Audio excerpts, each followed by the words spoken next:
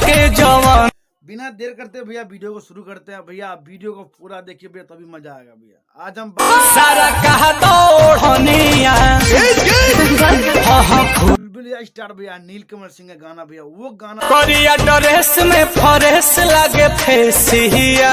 अच्छा नमस्कार दोस्तों, जय बिहार जय भोजपुरी। फिर से स्वागत करते हैं भैया हमारे यूट्यूब में हो हमर सोनाया जी काट लो नचनिया। गाना भैया ट्रेंड कर रहा है भैया 9 नंबर गाना भैया, ट्रेंड होना भी चाहिए क्योंकि भैया नीलकमल सिंह जो वो सुपरस्टार है भोजपुरी में भैया।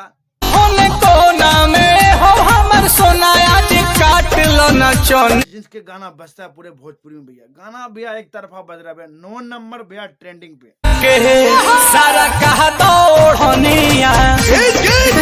गाना काफी साफ सुथरा है भैया। एक लड़का के सारा कह के ओढ़नी गाना भैया वे म्यूजिक पे आ रहा है भैया, अब आया भी है वहीं भैया। आज 2-3 दिन हो गया भैया गाना को भैया।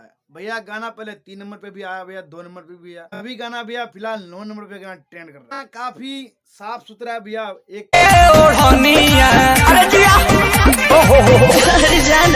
बताइए भैया सबको वीडियो कैसा लगा भैया। वीडियो अच्छा लगा तो भैया शेयर कर दीजिएगा।